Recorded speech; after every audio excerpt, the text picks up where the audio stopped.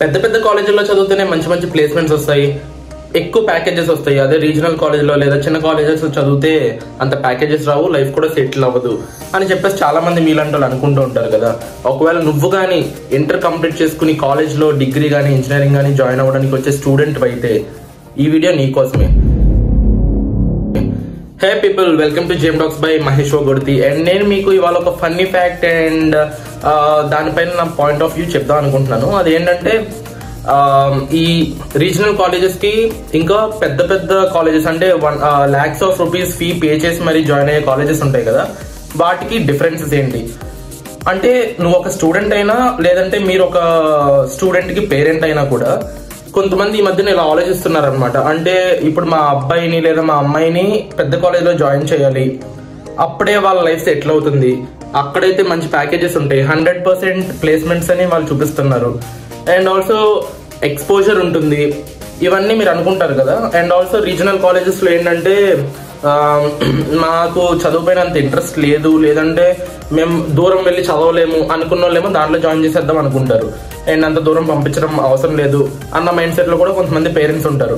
And మీలాంటి వాళ్ళ కోసం ఈ వీడియో చేస్తున్నాను అనమాట. అంటే వాట్ ఆర్ ద ఫ్యాక్ట్స్ నా వరకు ఏమనిపించాయి, and most of the students కూడా ఒక్కసారి ఈ స్టేజ్కి వచ్చాక ఇలాగే ఫీల్ అవుతారు, అండ్ దాని గురించి నేను మీకు ఎక్స్ప్లెయిన్ చేస్తాను అనమాట. అండ్ ఈ వీడియోని లాస్ట్ వరకు చూడండి, మీకు ఒక చిన్న క్లారిటీ అయితే వస్తుంది వేర్ టు జాయిన్ అని చెప్పేసి. మీరు ఒక పేరెంట్ అయినా లేదా మీరే ఒక స్టూడెంట్ అయినా సరే ఫస్ట్ ఆఫ్ ఆల్ ఇది ఆలోచించండి. ఒక పెద్ద కాలేజ్లో జాయిన్ అవుతున్నారు అంటే దేనికోసం జాయిన్ అవుతారు? మంచి ప్లేస్మెంట్ కోసం జాయిన్ అవుతారు, డిఫరెంట్ ఎక్స్పోజర్ కోసం జాయిన్ అవుతారు, అండ్ ఆల్సో స్కిల్స్ని డిఫరెంట్ కల్చర్స్ నుంచి, డిఫరెంట్ పీపుల్ నుంచి, డిఫరెంట్ యాటిట్యూడ్స్ ఆఫ్ పర్సన్స్ నుంచి నేర్చుకుందాము. అండ్ ఆల్సో కొన్ని ప్రెసెంట్ కార్పొరేట్ వరల్డ్కి ఎలాంటి స్కిల్స్ కావాలో అలాంటి స్కిల్స్ ఎలాంటి కాలేజెస్లో నేర్పిస్తారని చెప్పి జాయిన్ అవుతారు. ఆబ్వియస్లీ వాళ్ళు ఒక రీజనల్ కాలేజ్ గవర్నమెంట్ స్కూల్స్ కన్నా గవర్నమెంట్ కాలేజెస్ కన్నా కూడా మంచిగా డిఫరెంట్ మోడర్న్ టెక్నాలజీని యూజ్ చేసి, మోడర్న్ ఇన్ఫ్రాస్ట్రక్చర్ని యూజ్ చేసి మంచి మంచి స్కిల్స్ అయితే తెప్పిస్తారు. కానీ అల్టిమేట్గా ఇక్కడికి వచ్చాక కూడా వాళ్ళు ఎంత చెప్పినా 3 lakh ప్యాకేజెస్ వచ్చే వాళ్ళు ఉంటారు, 4 lakh ప్యాకేజెస్కి వెళ్ళిపోయే వాళ్ళు ఉంటారు, అండ్ 10, 15, 20, 25, 50 lakhs వరకు earn చేసుకునే వాళ్ళు కూడా ఉంటారు. అండ్ ఇవి కంప్లీట్గా డిపెండింగ్ అపాన్ యువర్ స్కిల్స్ అనమాట. అంటే మన లోపల కార్పొరేట్ వరల్డ్కి కావాల్సినట్టు స్కిల్స్ ఉండాలి, అండ్ వాళ్ళకి ఎలాంటి స్కిల్స్ అయితే కావాలో అంటే communication skills, life skills, soft skills, ఇవన్నీ మనలో ఉండాలన్నమాట. అనలిటికల్ స్కిల్స్ ఇవన్నీ మనలో ఉంటేనే వాళ్ళైనా సరే తీసుకుంటారు. సో ఇవన్నీ ఉండిన ఒక రీజనల్ కాలేజ్లో చదివినా కూడా నీకు మంచి ఆపర్చునిటీస్ వస్తాయి. కాకపోతే నువ్వు ఎక్కడ ఒకే ఒక్క దిక్కున డ్రాబ్యాక్ ఏంటంటే ఒక రీజనల్ కాలేజ్లో చదివినప్పుడు వాళ్ళంత మంచి కంపెనీస్ని తీసుకురారు, దానికి యాక్చువల్లీ చాలా టైం పడుతుంది అనమాట. ఇది ఎందుకంటే పెద్ద పెద్ద కాలేజెస్, పెద్ద పెద్ద యూనివర్సిటీస్ ఏంటంటే మనీ ఇచ్చన్నా తీసుకుంటారు. లైక్ వాళ్ళు తెచ్చే ప్లేస్మెంట్స్ కానీ వీటన్నిటిని వాళ్ళు మనీ ఇచ్చన్నా తెప్పించుకుంటారు. ఆబ్వియస్లీ స్టూడెంట్స్ కి సెలెక్ట్ అవుతూ ఉంటారు అనమాట. అండ్ దీంట్లో కూడా ఒకవేళ చదవలేని వాళ్ళు ఉంటే చిన్న కంపెనీస్కి వెళ్తారు. లైక్ రీజనల్ కాలేజెస్లో ఎలాంటి వాటికి వెళ్తున్నారు వీళ్ళు కూడా దానికి వెళ్తారు. కానీ నువ్వు ఒక రీజనల్ కాలేజీలో ఉండి కూడా మంచి స్కిల్స్ ఎక్వైర్ చేసుకోగలిగితే నీకు కూడా మంచి కంపెనీస్లో ప్లేస్మెంట్ వస్తుంది, కొంచెం టైం పడుతుంది అంతే.